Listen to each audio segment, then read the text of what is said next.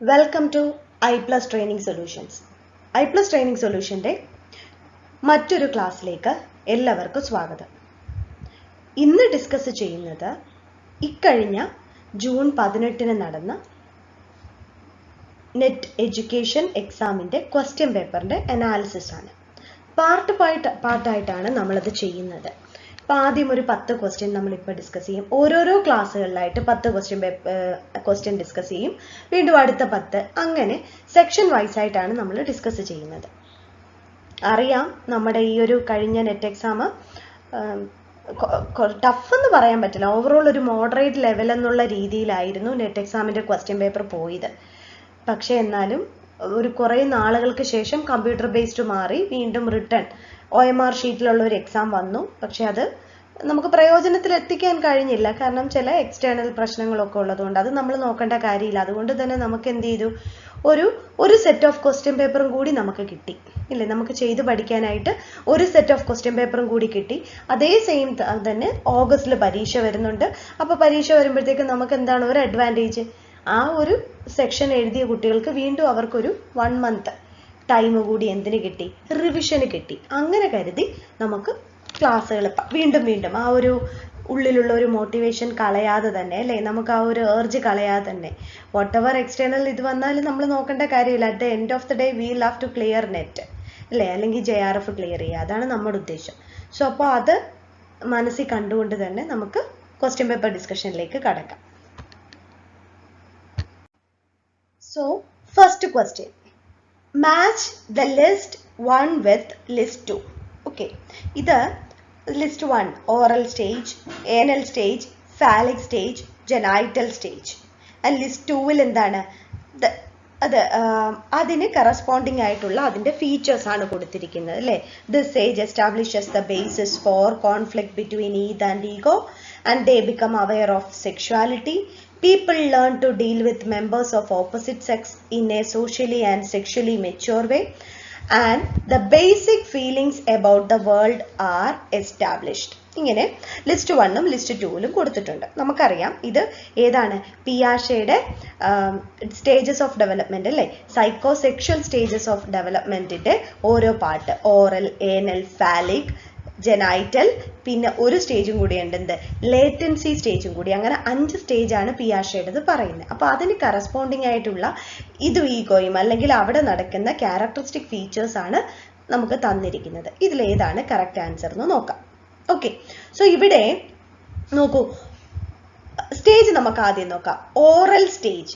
Okay, oral സ്റ്റേജിൽ നമുക്ക് ഏതായിരിക്കും വരുന്നത്, the age establishes the basis for conflict between id and ego ആണോ? ഒരിക്കലും അവിടെ ഒരു സ്റ്റേജിൽ ഈഗോ എന്നൊരു കോൺഫ്ലിക്റ്റ് ഒന്നും വരേണ്ട ഒരു ആവശ്യമേ ആ ഒരു സ്റ്റേജിൽ നമുക്ക് വരുന്നില്ല ഇല്ലേ.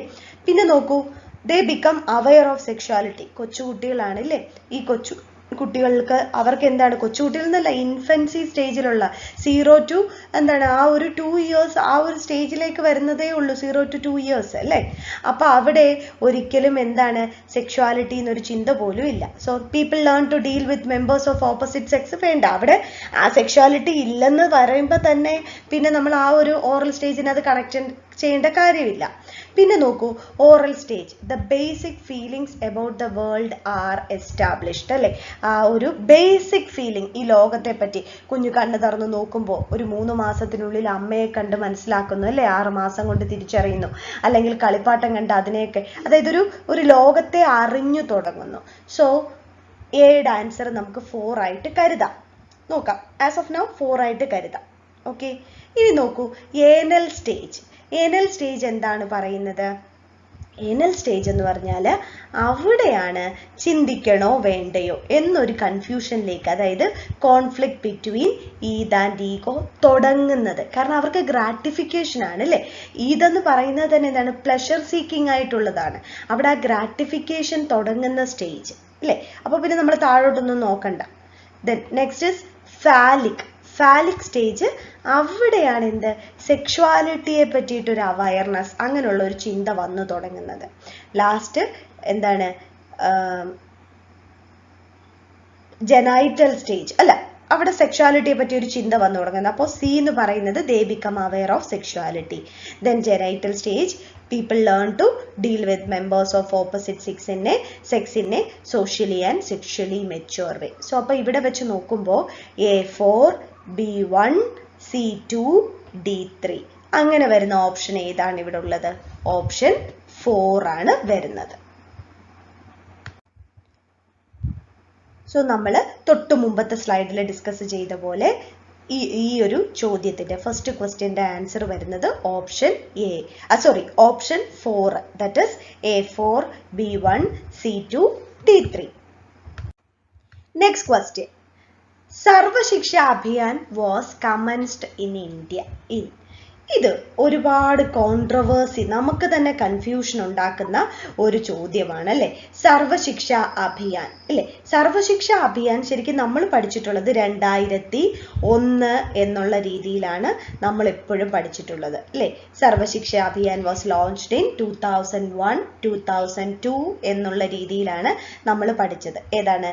ലോക്കൽ ഗവൺമെന്റും അതായത് സ്റ്റേറ്റ് ഗവൺമെന്റും ലോക്കൽ ഗവൺമെന്റുമായിട്ട് പാർട്ട്ണർഷിപ്പ് ചെയ്തിട്ട് സർവശിക്ഷ അഭിയാൻ വന്നു.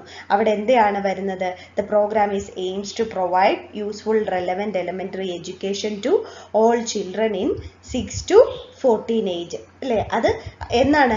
Age grouped by 2010. അതായത് അവരെ ആ ഒരു 6 to 14 ഏജ് ഗ്രൂപ്പിലുള്ള കുട്ടികൾക്ക്, അവർക്ക് 6 to 14 ഏജ് ഗ്രൂപ്പിലുള്ളവർക്ക് എന്താണ്? എഡ്യൂക്കേഷൻ പ്രൊവൈഡ് ചെയ്യുക. എന്താണ്? Free elementary education.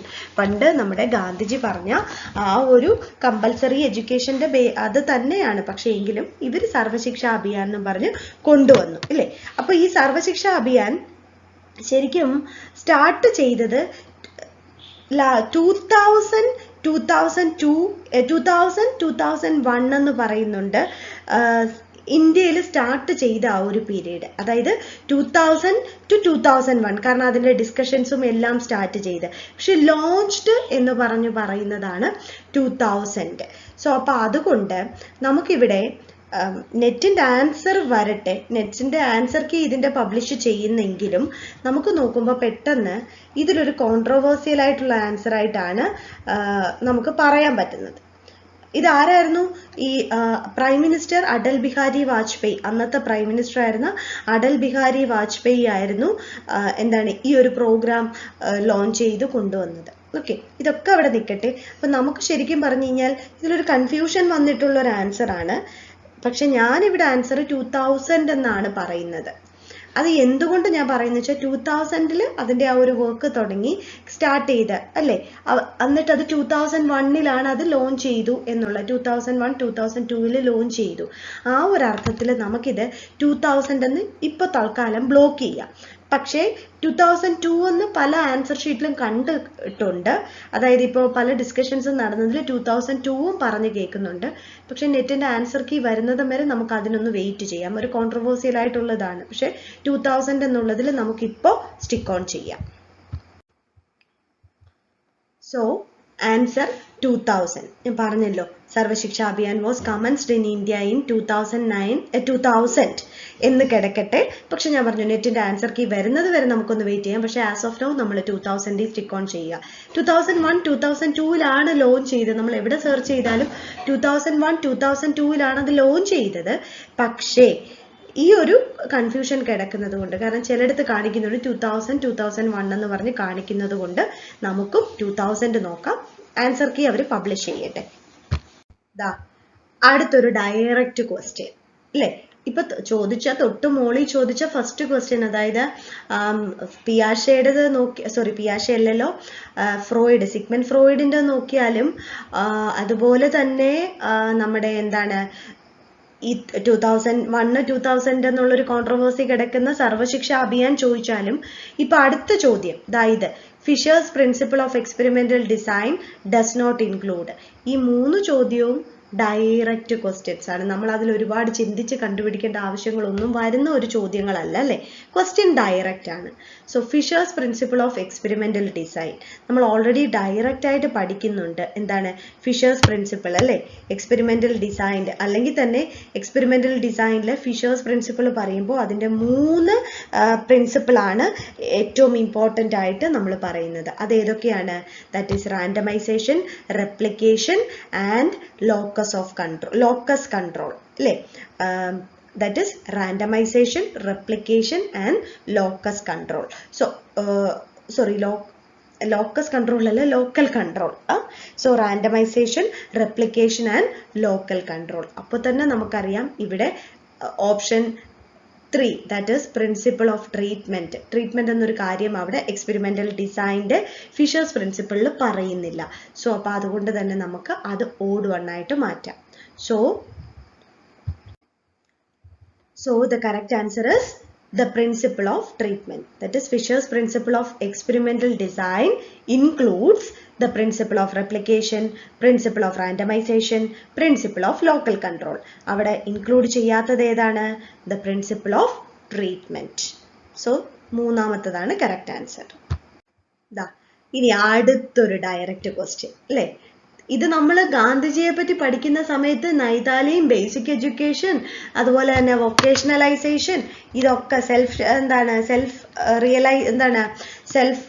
ഇതായിട്ടുള്ള ഐഡിയലിസം ഇങ്ങനെയൊക്കെ ഉള്ളതൊക്കെ പലതും പറഞ്ഞു പോകുമ്പോൾ ഗാന്ധിജിയെ പറ്റി പറയുന്ന ഒരു കോമൺ ചോദ്യം, അത് ഈവൻ PSC എക്സാംസിൽ പോലും ഗാന്ധിജി എവിടെയാണ് ടോൾസ്റ്റോയ് ഫാം തുടങ്ങിയത്, അല്ലെങ്കിൽ ടോൾസ്റ്റോയ് ഫാം ആരുടേതാണ് അല്ലെ, ഇങ്ങനെയുള്ള തുടങ്ങുന്ന ചോദ്യം വളരെ കോമൺ ആണ്. സോ ഇവിടെയും അതേ ചോദ്യം ആവർത്തിച്ചിരിക്കുന്നു. Gandhiji establish Tolstoy farm with a school on campus for the campaign of Satyagraha, and this Tolstoy farm is located at where? South Africa, Sabarmati, Sevagram, Vartha. നോക്കണ്ട അല്ലേ, നമുക്ക് കണ്ണടച്ചുകൊണ്ട് എഴുതാൻ പറ്റുന്ന ആൻസർ ആണിത് അല്ലേ. ഗാന്ധിജി ടോൾസ്റ്റോയ് ഫാം സൗത്ത് ആഫ്രിക്കയിൽ തുടങ്ങി. So the correct answer is south Africa. Gandhiji Tolstoy farm എവിടെയാണ് സ്റ്റാർട്ട് ചെയ്തത്? സൗത്ത് ആഫ്രിക്കയിൽ. ഓക്കെ, വാർത്ത അറിയാലോ, വാർത്ത സ്കീം ഓഫ് എഡ്യൂക്കേഷൻ. അത് എന്താണ്, നമ്മുടെ ആ ബേസിക് എഡ്യൂക്കേഷനെ പറ്റിയിട്ടൊക്കെ പറഞ്ഞു വരുന്നത്. സബർമതി ഗാന്ധിജിയുടെ ആശ്രമമായിരുന്നു, അത് പക്ഷേ എവിടെയാണ്? ഇന്ത്യയിലാണ് അല്ലേ. സോ അപ്പോൾ അത് നോക്കി വെക്കുക. ടോൾസ്റ്റോയ് ഫാം എവിടെയാണ്? South Africa. Next question. So ഇതിനു മുമ്പുള്ള ഇത് ശരിക്കും 51ാമത്തെ ചോദ്യം മുതലാണല്ലോ നമുക്ക് എഡ്യൂക്കേഷൻ്റെ അത് വരിക. അതിൽ 55ാമത്തെ ചോദ്യം, അതായത് ഇവിടെ 55ാമത്തെ ചോദ്യമാണ്. ഇവിടെ ഇത് ഏത് വേർഷൻ ആണെന്ന് ഞാൻ ഓർക്കുന്നില്ല, നോക്കട്ടെ പറയാം ഏതിലാണെന്ന്. അതിൻ്റെ 55ാമത്തെ ക്വസ്റ്റ്യൻ ആയിട്ടാണ് ഇത് വന്നിരിക്കുന്നത്. Arrange the following in proper sequence as per Hilda Taba model of curriculum. ഇനി ഒരു കാര്യം പറയട്ടെ, ഈ കരിക്കുലം എന്ന് പറയുന്ന ആ ഒരു ചാപ്റ്റർ ഒരു ഡ്രൈ ഏരിയ ആയിട്ടാണ് നമ്മൾ പലപ്പോഴും ചിന്തിക്കുന്നതെങ്കിലും ഇത്തവണത്തെ നെറ്റ് എക്സാമിന് ഒരുപാട് ചോദ്യങ്ങൾ ആ കരിക്കുലം ഏരിയ എന്ന് വന്നിട്ടുണ്ട്. സോ അപ്പോൾ അതുകൊണ്ട് നമ്മളതൊന്ന് ഫോക്കസ് ചെയ്ത് പഠിക്കേണ്ടത് വളരെ അത്യാവശ്യമാണ്. ഓക്കെ, സോ ഒരു ചോദ്യമാണ് arrange the following in proper sequence as per Hilda Taba model of curriculum. നമുക്കറിയാം ഡിഫറെൻറ്റ് കരിക്കുലർ മോഡൽ ഉണ്ട് അല്ലേ, Tyler's model, Hilda Taba model, അങ്ങനെ ഒരുപാട് കരിക്കുലർ മോഡൽ നമ്മൾ പറയുന്നുണ്ട് അല്ലേ. അതിൻ്റെ അകത്ത് ഹിൽഡ ടാബ മോഡലിൽ നിന്ന് ടെയ്ലറും ടാബ എന്നുള്ള മോഡലും പിന്നെന്താണ് അങ്ങനെ ഒരുപാട് ഇതായിട്ട് നമ്മൾ പറയുന്നുണ്ട്.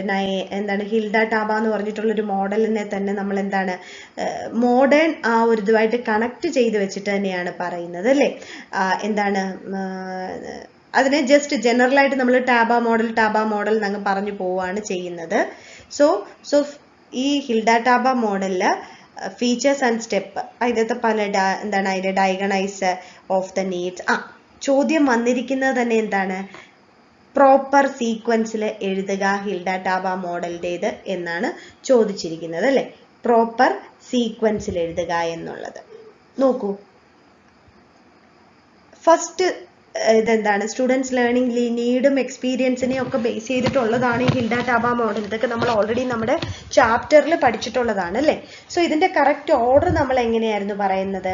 ഒന്നാമത്തത് വരുന്നത് ഡയഗ്നോസിസ് ഓഫ് ദി നീഡ്സ് അല്ലേ, ഡയഗ്നോസിസ് ഓഫ് ലേണർ നീഡ്സ് എന്നാണ് സ്റ്റെപ്പ് 1. ഓക്കെ, ഇനി സ്റ്റെപ്പ് 2 എന്താണ്? Formulation of objectives. എന്താണ് ഒബ്ജക്റ്റീവ് ഫോർമുലേഷൻ. ഇനി അടുത്തത് എന്താണ്? സെലക്ഷൻ ഓഫ് കോണ്ടന്റ് അല്ലെ, സെലക്ഷൻ ഓഫ് കണ്ടന്റ് അല്ലെ, കോണ്ടന്റ് എന്നോ കണ്ടന്റ് എന്നോ ഒക്കെ പറയാം. പിന്നെ അടുത്തത് എന്താണ്? ഓർഗനൈസേഷൻ ഓഫ് കണ്ടന്റ് അല്ലെ അടുത്തത്. സോ അടുത്തത് എന്താണ്? Selection of learning experiences, that is learning activities. പിന്നെ organisation of learning experiences, then evaluation. അങ്ങനെ ഒരു 7 സ്റ്റെപ്പിൽ എന്താണ് ഇത് വരുന്ന അധിഷ്ഠിതമായിട്ട് വരുന്നതാണ് ഹിൽഡ ടാബ മോഡൽ എന്ന് പറയുന്നത്. അപ്പോൾ ഇവിടുത്തെ അതിൻ്റെ ആദ്യത്തെ 5 സ്റ്റെപ്പുകളാണ് നമുക്ക് ഇവിടെ ഓപ്ഷനിൽ തന്നിട്ടുള്ളത്. നോക്കൂ, ആദ്യത്തെ എന്താണ്? Diagnosis of need. ഏത് ഓപ്ഷനിലാണ്? ഡിയിലാണ് വന്നിരിക്കുന്നത് അല്ലേ? ഡി. പിന്നെ അടുത്തത് എന്താണ്? ഡയഗ്നൈസ് ചെയ്ത് കഴിഞ്ഞ് എന്ത് ചെയ്യണം? നമ്മൾ ഒബ്ജക്റ്റീവ്സ് ഫോർമുലേറ്റ് ചെയ്യണം. സോ സെക്കൻഡ് എന്താണ്? എ. അപ്പോൾ DA എന്ന് വരും. പിന്നെന്താണ് മൂന്നാമത്തെ step? That is selection of content. Selection of content E വന്നു, DAE. ഇനി അടുത്ത എന്താണ്? ഓർഗനൈസ്. കണ്ടന്റ് സെലക്ട് ചെയ്താൽ നമ്മൾ എന്ത് ചെയ്യണം? അതിനെ ഓർഗനൈസ് ചെയ്യണം അല്ലേ? ഓർഗനൈസേഷൻ ഓഫ് കണ്ടന്റ് അതും ചെയ്തു. അത് കഴിഞ്ഞ് എന്ത് ചെയ്യണം? സെലക്ഷൻ ഓഫ് ലേണിംഗ് ആക്ടിവിറ്റീസ് അല്ലെങ്കിൽ ലേണർ എക്സ്പീരിയൻസസ് എന്നാണ് നമ്മൾ അവിടെ ലേണിംഗ് എക്സ്പീരിയൻസസ് എന്നാണ് പറയുന്നത് അത്. സോ ഇവിടെ അങ്ങനെ വെച്ച് നോക്കുമ്പോൾ DAEBC ദാറ്റ് ഇസ് ഓപ്ഷൻ 3 ആണ് കറക്റ്റ് ആൻസർ ആയിട്ട് വരുന്നത്. ഇതും ഡയറക്റ്റ് ക്വസ്റ്റ്യൻ ആണ്. കണ്ടോ, ഇതിലൊന്നും ഒരു വളഞ്ഞ വഴിയൊന്നും ഇല്ല. ഇവിടെ ആദ്യം വന്ന 5 ക്വസ്റ്റ്യനുകളും ഈ 5 ക്വസ്റ്റ്യനും അറ്റ് എ ടൈം നമുക്ക് നന്നായി ഒരു ഓവറോൾ പഠിച്ചവർക്ക് സ്കോർ ചെയ്യാവുന്നതേ ഉള്ളൂ. ഇവിടെ ആൻസർ ആയിട്ട് വരുന്നത് ഏതാണ്? ഫസ്റ്റ് ഡി വരുന്ന diagnosis of needs, then A formulation of objectives, then E comes selection of content, then E കഴിഞ്ഞു B organisation of content and selection of learner activities. ആദ്യത്തെ 5 ഹിൽഡ ടാബയുടെ ആദ്യത്തെ 5 എണ്ണം ഉൾപ്പെടുത്തിയാണ് അത് ഇവിടെ പറഞ്ഞിരിക്കുന്നത്. ബാക്കി ഇനി ഉണ്ട് എന്നുള്ളത് ഓർക്കണം. സോ അതോടൊപ്പം തന്നെ നിങ്ങൾ ഒരു കാര്യം കൂടെ നോക്കണം. നമ്മളിപ്പോൾ ഹിൽഡ ടാബയുടെ എന്താണ് ഇത് പറഞ്ഞു, അതായത് സീക്വൻസ് പറഞ്ഞു. അപ്പോൾ അടുത്ത പ്രാവശ്യം നമുക്ക് വേണമെങ്കിൽ ഈ ഹിൽഡ ടാബയുടെ ഫീച്ചേഴ്സ് ചിലപ്പോൾ ചോദിക്കാം. കാരണം ഹിൽഡ ടാബയുടെ ഇത് പറഞ്ഞതുകൊണ്ട്, അതായത് ഈ എന്താണ് ഹിൽഡ ടാബയുടെ നമ്മുടെ ഓർഡർ സീക്വൻസ് ഓർഡർ പറഞ്ഞതുകൊണ്ട് തന്നെ അടുത്ത പ്രാവശ്യം വേണമെങ്കിൽ അവയുടെ ഫീച്ചേഴ്സ് എന്തൊക്കെയാണെന്ന് ചിലപ്പോൾ ചോദിക്കാം. സോ ഫീച്ചേഴ്സ് ഒന്ന് നോട്ട് ചെയ്ത് വെച്ചോളൂ. Focus on learner centeredness, then spiral approach, critical thinking, interdisciplinary approach, then collaborative learning, then flexibility. അപ്പോൾ ഹിൽഡ ടാബ മോഡലിന്റെ എന്താണ് ഫീച്ചേഴ്സ് ചിലപ്പോൾ ഇതിൽ ഏതെങ്കിലും ഒരു 4 എണ്ണമൊക്കെ തന്നിട്ട് വിച്ച് ഓഫ് ദ ഫോളോയിങ് അല്ലെങ്കിൽ അറേഞ്ച് പറയത്തില്ല. കാരണം അതിനൊരു ഓർഡർ അല്ലല്ലോ. ഇത് സീക്വൻസ് ഒക്കെ ആയതുകൊണ്ടാണ് ഓർഡർ പറയുന്നത്. അല്ലാതെ ഈ 6 ഫീച്ചേഴ്സും ഹിൽഡ ടാബ മോഡലിനായിട്ട് ഉണ്ട്. So question number 56. ഇവിടെ നമുക്ക് ക്വസ്റ്റ്യൻ നമ്പർ 6 അല്ലേ? സോ ക്വസ്റ്റ്യൻ കേട്ടോളൂ. Correct sequence of using prompting type when severity of disability increases. ഈ പ്രോംപ്റ്റിംഗ് ടൈപ്പ് നമുക്കറിയാം, നമ്മൾ ഇൻക്ലൂസീവ് എഡ്യൂക്കേഷൻ എന്നുള്ള ഒരു ചാപ്റ്ററിലാണ് ഈ പ്രോംപ്റ്റിംഗ് ടൈപ്പ് എന്നൊക്കെയുള്ള സംഭവങ്ങൾ ഉൾപ്പെടുത്തി പ്രോംപ്റ്റിംഗ്, അതായത് അവരെ ഹെൽപ്പ് ചെയ്യാൻ വേണ്ടിയിട്ട് അതാണ് സിവിയർ ഡിസബിലിറ്റി ഉള്ളവരെ അല്ലെങ്കിൽ ഡെവലപ്മെന്റൽ ആ ഒരു ഇഷ്യൂസ് ഉള്ളവരെ ഹെൽപ്പ് ചെയ്യാൻ വേണ്ടിയിട്ടാണ് ഈ പ്രോംപ്റ്റിംഗ് എന്ന് പറഞ്ഞിട്ടുള്ള ആ ഒരു സംഭവം കൊണ്ടുവന്നിട്ടുള്ളത് അല്ലേ? സോ അവിടെ പ്രോംപ്റ്റിംഗ് ടൈപ്പ്, ഇവിടെ ക്വസ്റ്റ്യൻ തന്നെ എന്താണ്? ക്വസ്റ്റ്യൻ തന്നെ സീക്വൻസ് ഓഫ് പ്രോംപ്റ്റിംഗ് ടൈപ്പ് അല്ലേ? Sequence of prompting type when എന്താണ് സിവിയർ, കറക്റ്റ് സീക്വൻസ് ആണ് ചോദിച്ചിരിക്കുന്നത് അല്ലേ? അവിടെ പ്രോംപ്റ്റിങ്ങിന്റെ സ്റ്റെപ്പ് നമ്മൾ ആദ്യം പ്രോംപ്റ്റിങ്ങിന്റെ ഓരോ ഓർഡറിലെ ആ സ്റ്റെപ്പ് നമ്മൾ നോക്കി മനസ്സിലാക്കുക. അപ്പോൾ അങ്ങനെ നോക്കുമ്പോഴത്തേക്കും തന്നെ നമുക്ക് ആ ഒരു സീക്വൻസ് കറക്റ്റ് ആയിട്ട് മനസ്സിലാക്കാൻ പറ്റും. സോ അവിടെ സ്റ്റെപ്സിൽ ഒരു ഹയറാർക്കിയിലാണ് പോകുന്നത്. സോ ഏറ്റവും താഴെ വരുന്നത് മോസ്റ്റ് ടു ലീസ്റ്റ് എന്ന് പറഞ്ഞൊരു ഹയറാർക്കി പോകുമ്പോഴത്തേക്കും ഏറ്റവും താഴെ physical, then next modelling, then visual, then gestural and last verbal. ഇങ്ങനെയാണ് മോസ്റ്റ് ടു ലീസ്റ്റ് പോകുന്നത്. അപ്പോൾ ലീസ്റ്റിൽ നിന്ന് താഴോട്ട് വരുമ്പോൾ ഓർഡർ വരുന്നത് എങ്ങനെയാണ്? Verbal, gestural, visual, modelling and physical. So നമ്മളിവിടെ നോക്കിക്കേ, ഇവിടെ കറക്റ്റ് സീക്വൻസ് ആ ചോദിച്ചിരിക്കുന്നത്. ഒന്നുകിൽ മോളിൽ നിന്ന് താഴോട്ട് നോക്കണം, ഡിസബിലിറ്റി ഇൻക്രീസസ്. ഓക്കെ, സോ അപ്പോൾ താഴേന്ന് മുകളിലോട്ടുള്ള, അതായത് ലീസ്റ്റ് ടു മോസ്റ്റ് എന്നുള്ള രീതിയിലാണ് ഇവരിവിടെ ചോദിച്ചിരിക്കുന്നത്. ലീസ്റ്റ് ടു മോസ്റ്റ് വരുമ്പോഴത്തേക്കും പ്രോംപ്റ്റിംഗ് ഹൈറാർക്കി എന്നാണ് ഇതിനെ പറയുന്നത്. സോ അവിടെ വരുമ്പോൾ ലീസ്റ്റ് എന്താണ് വരുന്നത്? Verbal. So C. Okay, then അടുത്തത് എന്താണ്? വെർബൽ കഴിഞ്ഞിട്ട് ജെസ്ട്രൽ, ഡി ജെസ്ട്രൽ പ്രോംപ്റ്റിംഗ്. ദെൻ അടുത്തത് ഏതാണ്? Visual prompting. വിഷ്വലിന് ഇവിടെ ആ ഒരു വിഷ്വൽ എന്നുള്ളതിന് പകരം മോഡലിംഗ് പ്രോംപ്റ്റിംഗ് എന്ന ഒരിത് കൊടുത്തിട്ടുണ്ട്. അടുത്തത് പിന്നെ അടുത്തത് physical prompting. Okay, then last ആണ് ഫിസിക്കൽ. പിന്നെ ഇൻ ബിറ്റ്വീൻ ഒരു എന്താണ് പൊസിഷണൽ പ്രോംപ്റ്റിംഗ് എന്ന് പറഞ്ഞൊരു ഇത് കൂടി വരുന്നുണ്ട്, പൊസിഷണൽ പ്രോംപ്റ്റിംഗ്. ഓക്കെ, സോ അപ്പോൾ ഓർഡർ നമുക്ക് നോർമലി നമ്മൾ പറയുമ്പോൾ ഓർഡർ എങ്ങനെ പറയും? വെർബൽ, ജസ്റ്ററൽ, വിഷ്വൽ, മോഡലിംഗ്, ഫിസിക്കൽ എന്നൊരു ഓർഡർ പറയും. ഇവിടുത്തെ ക്വസ്റ്റ്യൻ പ്രകാരം, ഈ ഒരു ചോദ്യം പ്രകാരം എന്താണ് ഇവിടുത്തെ ആൻസർ വരുന്ന verbal prompting, then comes verbal കഴിഞ്ഞിട്ട് എന്താണ് വെർബൽ പ്രോംപ്റ്റിംഗ് കഴിഞ്ഞ് then gestural prompting, വെർബൽ കഴിഞ്ഞു gestural ആണ്. ഓക്കെ, ജസ്റ്റ് ആ ഒരു ഇതാണ് വരുന്നത്. then അത് കഴിഞ്ഞിട്ട് നമുക്ക് നേരെ മോഡലിംഗ് പ്രോംപ്റ്റിംഗിലേക്ക് പോകണം. അത് കഴിഞ്ഞിട്ട് നമുക്ക് പൊസിഷണൽ പ്രോംപ്റ്റിംഗിലേക്ക് പോകണം. then last comes എന്ത് ഫിസിക്കൽ പ്രോംപ്റ്റിംഗ്. സോ ഇവിടെ കറക്റ്റ് ആൻസർ ഏതാണ്? CDAEB. CDAEB എന്ന് പറയുമ്പോൾ സെക്കൻഡ് ഓപ്ഷൻ മോഡലിംഗിന്റെ. അതൊന്ന് ഓവറോൾ ഒന്ന് വായിച്ചു നോക്കുന്നത് നല്ലതായിരിക്കും. Question: which of the following is the correct sequence of various steps of problem solving approach? So അവിടെ എന്താണ് പ്രോബ്ലം സോൾവിങ് അപ്രോച്ചിന്റെ ഒരു എന്താണ് സ്റ്റെപ്പ്, കറക്റ്റ് സീക്വൻസ്. നമുക്കറിയാം പ്രോബ്ലം സോൾവിങ് അപ്രോച്ച് നമ്മൾ റിസർച്ച് പഠിക്കുമ്പോൾ തന്നെ പ്രോബ്ലം സോൾവിങ് എന്നുള്ള ഒരു ടേമിലേക്കാണ് നമ്മൾ എപ്പോഴും വരുന്നത് അല്ലേ. സോ അവിടെ എന്താണ് ആദ്യം ഐഡന്റിഫൈ ദ പ്രോബ്ലം, ദെൻ അത് കഴിഞ്ഞിട്ട് എന്ത് ചെയ്യണം, നമ്മൾ അതിനൊരു മോഡൽ ഉണ്ടാക്കിയെടുക്കണം. എന്നിട്ട് എന്ത് ചെയ്യണം, ആ മോഡൽ സോൾവ് ചെയ്യണം ഇല്ലേ. ആ മോഡൽ സോൾവ് ചെയ്തിട്ട് നമ്മൾ എന്ത് ചെയ്യണം, ഇന്റർപ്രറ്റ് ദ സൊല്യൂഷൻ. ആ സൊല്യൂഷനെ നമ്മൾ ഇന്റർപ്രറ്റ് ചെയ്യും. അത് എന്നിട്ട് നമ്മൾ റിയൽ ലൈഫിൽ അല്ലെങ്കിൽ എവിടെയാണ് ആ പ്രോബ്ലം ഉള്ളതെന്ന് വെച്ച് കഴിഞ്ഞാൽ അവിടെ നമ്മൾ ഇംപ്ലിമെന്റ് ചെയ്യും. സോ ഇവിടെ നോക്കൂ, ഓപ്ഷൻ 3 ആണ് അത് പ്രകാരം കറക്റ്റ് ആൻസർ ആയിട്ട് വരുന്നത്. BACDE എന്നുള്ളൊരു ഓപ്ഷനാണ് അത് പ്രകാരം കറക്റ്റ് ആയിട്ട് വരുന്നത്. നോക്കാം. So here correct answer നോക്കൂ, BACDE. നമ്മളൊരു പ്രോബ്ലം കിട്ടിയാൽ നമ്മൾ first we identify the problem, then എന്ത് ചെയ്യും, നമ്മളൊരു മോഡൽ ഡെവലപ്പ് ചെയ്യും. ഈ പ്രോബ്ലം എങ്ങനെ സോൾവ് ചെയ്യാം, ഹൈപ്പോത്തസിസ് ഉണ്ടാക്കുന്നത് അത് തന്നെ. സോ അങ്ങനെ ഒരു മോഡൽ ഡെവലപ്പ് ചെയ്തു, then we solve the model. ആ മോഡൽ ആദ്യം നമ്മൾ സോൾവ് ചെയ്യും. റിസർച്ച് ഡിസൈൻ ഉണ്ടാക്കില്ലേ, അത് തന്നെ നമ്മൾ എന്നിട്ട് മോഡൽ സോൾവ് ചെയ്തു. then അത് ചെയ്ത് അത് വഴി നമ്മൾ എവിടേക്ക് വരും, ഇന്റർപ്രറ്റ് ദ സൊല്യൂഷൻ. സൊല്യൂഷനെ നമ്മൾ ഇന്റർപ്രറ്റ് ചെയ്തു.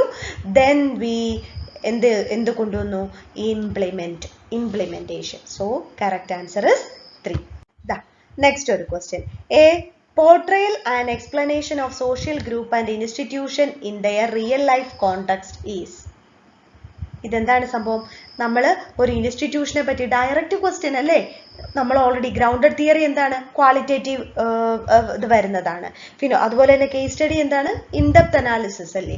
ഇനി ഇവിടെ എത്തനോഗ്രാഫിക് സ്റ്റഡിയോ ഏതെങ്കിലും ഒരു ബ്രീഡിനെ പറ്റി അല്ലെങ്കിൽ ഏതെങ്കിലും ഒരു സോഷ്യൽ ഗ്രൂപ്പിനെ പറ്റി അങ്ങനെയുള്ള സംഭവം ഒരു ഇതിനെ പറ്റി പഠിക്കുന്നതാണ് എത്തനോഗ്രാഫിക് സ്റ്റഡി എന്ന്. നമ്മൾ ഓൾറെഡി ഡയറക്റ്റ് ആണ് ക്വസ്റ്റ്യൻ അല്ലേ.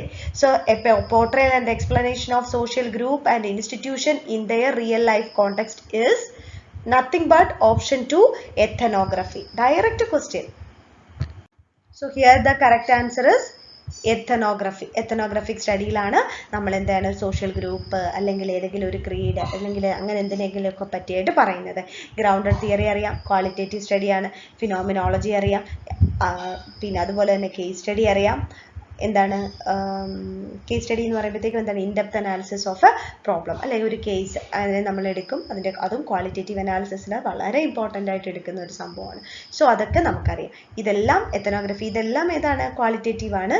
പക്ഷേ ക്വാളിറ്റേറ്റീവ് അനാലിസിസ് ആണ് grounded theory, phenomenology, ethnography, then case study. ഇതിനകത്ത് ഇവിടെ വരുന്നത് ആൻസർ ആയിട്ട് വരുന്നത് എത്തനോഗ്രാഫിക് സ്റ്റഡിയാണ്. അടുത്തൊരു ഡയറക്റ്റ് ക്വസ്റ്റ്യൻ അല്ലേ. ഇത് നമുക്ക് കണ്ണടച്ചുകൊണ്ട് ആൻസർ ചെയ്യാൻ പറ്റേണ്ട ഒരു ക്വസ്റ്റ്യൻ ആണിത് അല്ലേ. Match the following list 1 with list 2. നോക്കൂ, ഗിൽഫോർഡ് ഏതാണ്, സ്പിയർമാൻ ഏതാണ്, ഗാർഡ്നർ ഏതാണ്, ഗോൾമാൻ ഏതാണ്? അയ്യോ വളരെ എളുപ്പം അല്ലേ. ശരിക്കും പറഞ്ഞു കഴിഞ്ഞാൽ സൈക്കോളജി എന്ന് പറഞ്ഞൊരു പേപ്പർ എടുക്കുന്നവർക്ക് ഇന്റലിജൻസ് എന്ന് പറഞ്ഞൊരു ഏരിയ വരുമ്പോൾ തന്നെ അറിയാം. Gardner multiple intelligence, Guilford structure of intellect, then Spearman എന്താണ് 2 ഫാക്ടർ തിയറി അല്ലേ, ഗോൾമാൻ ഇമോഷണൽ ഇന്റലിജൻസ്. ഈ ആൻസർ ഏത് എന്താണ് അത്ര ലീസ്റ്റ് ആയിട്ട് ശ്രദ്ധിക്കാതെ പോലും ചെയ്യുന്നവർക്ക് ആൻസർ എഴുതാൻ പറ്റുന്ന ഒരു ചോദ്യമാണ് അല്ലേ. മൾട്ടിപ്പിൾ അത് ഡയറക്റ്റ് ക്വസ്റ്റ്യൻ ആണ് വന്നിരിക്കുന്നത്. സോ അവിടെ ആൻസർ ഓപ്ഷൻ ഏതാണ്? എ ഏതാണ് വരുന്നത്? എ എന്ന് പറയുന്നത് 3 structure of intellect, then B എന്ന് പറയുന്നത് 4, ദെൻ സി എന്ന് പറയുന്നത് 1, ദെൻ ഡി എന്ന് പറയുന്നത് 2. സോ ഓപ്ഷൻ 2 ആണ് കറക്റ്റ് ആൻസർ. സോ ഇവിടെ കറക്റ്റ് ആൻസർ ഏതാണ്? Yes, it is option 2. നമുക്കറിയാലോ 2 ഫാക്ടർ തിയറി, പിന്നെന്താ മൾട്ടി ഫാക്ടർ തിയറി, ഇങ്ങനെയൊക്കെയുള്ള കുറേ കാര്യങ്ങൾ നമ്മൾ അവിടെ പഠിക്കുന്നുണ്ട്. ഗിൽഫോർഡിന്റെ സ്ട്രക്ചർ ഓഫ് ഇന്റലക്ട് അല്ലേ, പ്രോസസ്സ്, പ്രോഡക്റ്റ് എന്നൊക്കെ പറഞ്ഞിട്ട് കുറച്ച് നമ്മൾ ആ ഒരു ക്യൂബ് വരച്ചിട്ട് ആ ക്യൂബിന്റെ ഓരോന്നും വെച്ചിട്ട് കാൽക്കുലേറ്റ് ചെയ്ത്, പിന്നെ ഗാർഡനർ അറിയാം മൾട്ടിപ്പിൾ ഇന്റലിജൻസ് അല്ലേ, 8 മൾട്ടിപ്പിൾ ഇന്റലിജൻസ് ഗാർഡനർ കൊണ്ടുവന്നു, പിന്നെ എക്സിസ്റ്റൻഷ്യലിസ്റ്റിക് ഇന്റലിജൻസ് കൂടെ ആഡ് ചെയ്തു. അങ്ങനെയുള്ള കുറേ കാര്യങ്ങൾ നമ്മൾ പഠിച്ചിട്ടുണ്ട് നമ്മുടെ അല്ലേ, സൈക്കോളജിക്ക് അത് പഠിച്ച കാര്യമാണ്. അത് അവർ ഡയറക്റ്റ് ആയിട്ട് ചോദിച്ചിരിക്കുന്നു. ഇതൊരു ലാസ്റ്റ് ക്വസ്റ്റ്യൻ. സോ അത് എനിക്ക് തോന്നുന്നു 60ാമത്തെ ചോദ്യമായിട്ട് ചോദിച്ചതാണ്. ഇതും ഡയറക്റ്റ് ക്വസ്റ്റ്യൻ ആണ് അല്ലേ. If he combines classroom teaching with e learning to create a hybrid approach to teaching, it will be എന്താണ്? ഹൈബ്രിഡ് അപ്രോച്ച്, ഇ ലേണിങ്ങും ഒരു എന്താണ് ക്ലാസ് റൂം ടീച്ചിങ്ങിനെയും കൂടി എന്താണ് ബ്ലെൻഡ് ചെയ്ത് ബ്ലെൻഡ് ചെയ്തു അല്ലേ. അപ്പോൾ അവിടെ തന്നെ option synchronous learning, CAI, blended learning, asynchronous learning. എന്താണ്? Blended learning. ഡയറക്റ്റ് ചോദ്യമാണ് ഇതും വന്നത്. നോക്കൂ, correct answer blended learning option 3 ആണ്. ഇനി മറ്റൊരു കാര്യം പറയട്ടെ, ഏറ്റവും കൂടുതൽ ഡിസ്കഷൻ വന്നിരിക്കുന്ന ഒരു മേഖലയാണ് ഇപ്പോൾ ബ്ലെൻഡഡ് ലേണിംഗ് എന്ന് പറയുന്നത്. കാരണം ഇപ്പം NEP 2020 വന്നപ്പോഴും ബ്ലെൻഡഡ് ലേണിങ്ങിന് ഒരുപാട് ഇമ്പോർട്ടൻസ് കൊടുത്തുകൊണ്ട് അല്ലേ, നമ്മുടെ ആ ഒരു പാൻഡമിക് കാലഘട്ട സമയത്ത് പോലും ഈ ബ്ലെൻഡിങ് ഉള്ളത് കൊണ്ട്, അല്ലെങ്കിൽ ആ ഓൺലൈൻ ഓഫ്ലൈൻ മോഡ് വഴിയായിട്ട് കുട്ടികൾക്ക് ക്ലാസ് എടുത്ത് കൊടുക്കാൻ പറ്റുന്ന ആ ഒരു സാഹചര്യം ഉണ്ടായിരുന്നത് അല്ലേ. നമുക്ക് ആ സമയത്ത് എന്ത് പറ്റി? നമുക്ക് കമ്പ്യൂട്ടർ സിസ്റ്റം അല്ലാതെ മറ്റൊന്നും ഇല്ലായിരുന്നു അല്ലേ. നമ്മൾ വീട്ടിലിരുന്ന് നമ്മൾ പുറത്തേക്ക് ഇറങ്ങാതെ, അപ്പോഴും നോക്കൂ ആ ഒരു സിസ്റ്റത്തെ നമ്മൾ ആക്ടിവേറ്റ് ചെയ്ത് കൊണ്ടുവന്നാണ്. സോ അപ്പോൾ അതുകൊണ്ട് തന്നെ ഇനി നമ്മൾ ഈ ഒരു ബ്ലെൻഡഡ് സിസ്റ്റത്തിൽ കൂടി മുന്നോട്ട് പോയെങ്കിൽ മാത്രമേ നാളെ ഇനി എന്ത് വരും എന്ന് അറിയില്ല അല്ലേ. അപ്പോൾ കുട്ടികൾ ആ സമയത്ത് ഇപ്പോൾ ഒരു 2020 വന്ന പാൻഡമിക് വന്ന സമയത്ത് നമ്മളെല്ലാവരും കൺഫ്യൂസ്ഡ് ആയിരുന്നു. എന്ത് ചെയ്യണം എന്നറിയാതെ ഒരു കുറച്ച് ദിവസമല്ലേ, ഒരു 2 ആഴ്ചയെങ്കിലും നമ്മളൊന്ന് പകച്ചു നിന്നല്ലേ. ഇനി ആ ഒരു ഇഷ്യൂസ് ഒന്നും ഉണ്ടാവാതിരിക്കാൻ വി ഷുഡ് ഫോളോ ഈ ഒരു തരത്തിലുള്ള മിക്സപ്പ് ആയിട്ട് തന്നെ പോകണം. ഓക്കെ, ഇനി ഇതിൻ്റെ അകത്ത് ബ്ലെൻഡഡ് ലേണിങ്ങിൽ തന്നെ എന്താണ് സിങ്ക്രണസും അസിങ്ക്രണസ് മോഡ് ഓഫ് ലേണിംഗ് എന്ന് തന്നെയാണ് ബ്ലെൻഡഡ് ലേണിംഗ് മിക്സ് ചെയ്യുമ്പോൾ പറയുന്നത്. അതെന്ത് ചെയ്യും? ഓൺലൈൻ ഓഫ്ലൈൻ ബ്ലെൻഡിങ് ആണ് നോർമലി ഇപ്പം നടക്കുന്നത്. പിന്നെ CAI അറിയാമല്ല, കമ്പ്യൂട്ടർ അസിസ്റ്റഡ് ഇൻസ്ട്രക്ഷൻ. ഇതൊന്നും അല്ല, ഹൈബ്രിഡും ഇ ലേണിങ്ങും കൂടെ എന്താണ് ക്ലബ് ചെയ്ത് കൊണ്ടുവരുന്നതിന് നമ്മൾ എന്തായിട്ട് പറയും? ബ്ലെൻഡഡ് ലേണിംഗ് എന്ന് തന്നെയാണ് പറയുന്നത്. നമ്മളിപ്പോൾ ഡിസ്കസ് ചെയ്ത ഈ 10 ചോദ്യം എല്ലാവർക്കും അതിൻ്റെ ഉത്തരം മനസ്സിലായി എന്ന് വിചാരിക്കുന്നു. പിന്നെ ഒരു കാര്യം പറഞ്ഞോട്ടെ, ഈ 10 ചോദ്യങ്ങളിൽ നമ്മളിപ്പോൾ ഡിസ്കസ് ചെയ്ത 10 ചോദ്യവും ഡയറക്റ്റ് ക്വസ്റ്റ്യൻസ് ആയിരുന്നു. ഒരു മിനിമം നമ്മുടെ ആ ഒരു പോർഷൻസ് എല്ലാം ഒന്ന് ഓവറോൾ പഠിച്ചവർക്ക് എന്താണ് ഈ 10 ചോദ്യവും ക്ലിയർ ചെയ്യാവുന്നതേ ഉള്ളൂ. ടഫ് എന്ന് പറഞ്ഞു പോകാനായിട്ടുള്ള ഒരു ചോദ്യം പോലും ഇല്ലായിരുന്നു അല്ലേ. ഈ പറഞ്ഞതെല്ലാം ഡയറക്റ്റ് ക്വസ്റ്റ്യൻ ആയിരുന്നു. ഇനി നമുക്ക് അടുത്ത 10 ചോദ്യങ്ങളുമായിട്ട് വീണ്ടും കാണാം. അതുവരേക്കും താങ്ക് യു.